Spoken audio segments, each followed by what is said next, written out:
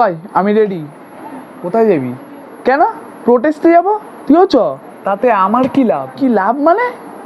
এই যে দিদিটার এই অবস্থা হলো, আমাদের মতো সাধারণ মানুষ পাশে না দাঁড়ালে দোষীরা শাস্তি পাবে কি করে? ছাড় তো, ওরম কত দেখলাম। ওরম কথা বলিস না ভাই, আজ তোর ঘরে কিন্তু বোন আছে। কি বলতে চাইছিস তুই? আজ তোর বোনের সাথে যদি এই ঘটনাটা ঘটতো, তুই এই কথা বলতে পারতিস তো?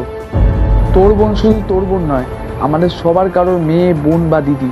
তেমন ওই দিদিটাও কারোর মেয়ে, বোন বা দিদি। আমাদের মতন সাধারণ মানুষরা যদি না আগায়, তাহলে এই সমাজটা থেকে কালো পর্দা কোনোদিনও সরাতে পারবো না। ভাই, দিদিটা বিচার পাবে তো, নাকি এটাও অন্য অন্য কেসের মতন ধামাচাপা পড়ে যাবে না তো? অবশ্যই বিচার পাবে। আমরা এই কেসটা ধামাচাপা পড়তে দেবো না, আর দোষীদের কঠোরতম ফাঁসি চাই। ফাঁসি নয়। কেন? ফাঁসি দিলে একেবারে মরে যাবে। ওদের তোড়পে মারা উচিত, যেমন তাই মৌমিতা দিদির সাথে হয়েছিল। ঠিক বলেছিস ভাই, এমন শাস্তি চাই যেটাকে দেখে আর কোনোদিনও কেউ এরকম জঘন্যতম কাজ করার আগে হাজারবার ভাবে। চ, আমিও যাব। দিদিকে নিজের বিচার পাবই। আর যতদিন না আমরা জাস্টিস পাই, ততদিন আমরা প্রোটেস্ট চালিয়ে যাব।